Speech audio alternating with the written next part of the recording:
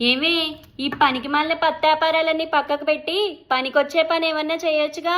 నిన్న పెట్టిన వీడియోకే కనీసం 1000 వ్యూలు కూడా రాలేదు, మళ్ళీ ఇవాళ ఫోన్ అట్టు కూర్చుంది. ఆపుతావా నీ గోలా?